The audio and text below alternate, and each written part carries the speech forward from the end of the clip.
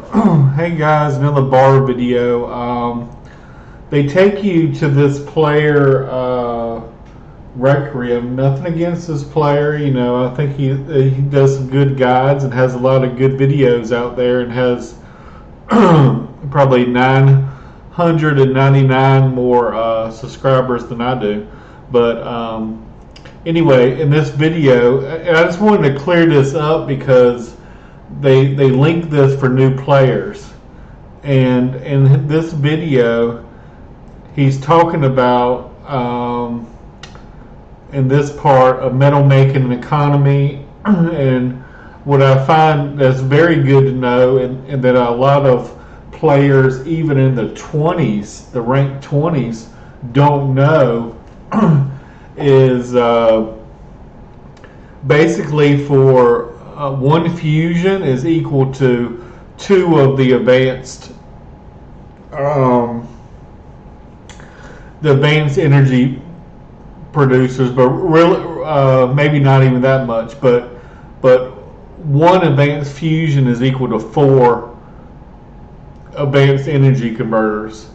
A lot of times I'll see people like that are even ranked 25 or 30.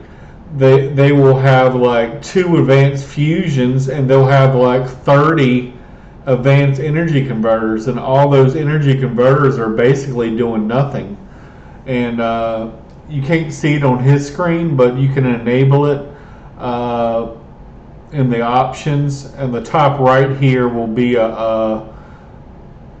a little thing showing you the efficiency of your energy converters. It might be 100%, it might be 60%, etc.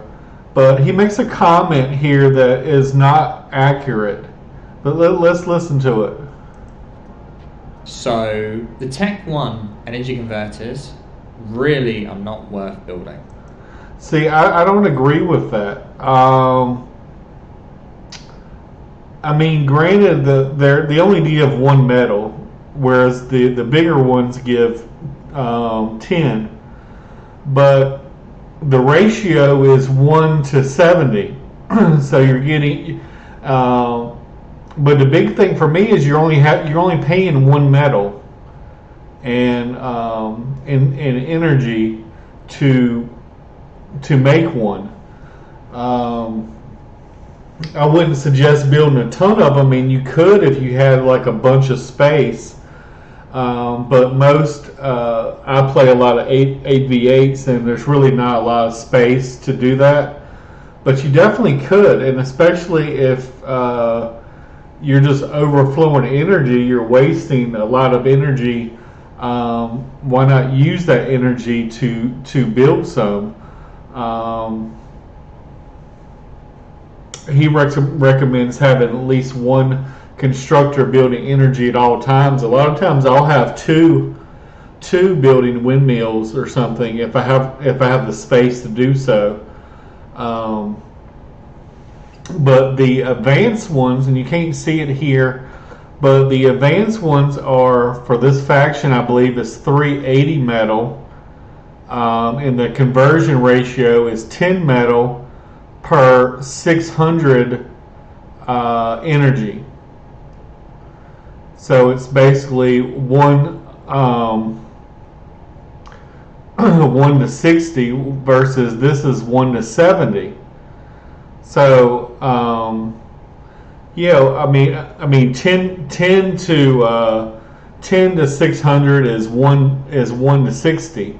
So yeah, the advanced ones are better as far as the ratio goes, but you're not factoring in that it costs 380 metal to build the T2 energy converters. So what he says here, that the T1s are like not efficient, but is not really true, because you're getting a worse ratio slightly. You're getting one metal per 70 energy, whereas the advanced ones are 1 metal per 60 energy. But you're paying a 1 metal upfront cost in the tier 1. and for the tier 2 you're paying 380 metal upfront cost. So if you don't have a lot of metal, it's perfectly fine to build the T1s, in my opinion. Granted, you need a lot more space and it takes time. So, the time needed to build 10, I'm not sure, compared with the ratio of the time it would take to build 1. But ideally, in an in-game scenario, you would have like your nanos here. On one side you would have your advanced fusions, and on the other side you would have the advanced energy converters. And if you build them off in the distance somewhere, they're going to take a long time. But if you're building them right next to nanos, 20, 30 nano turrets, they're going to build very quickly.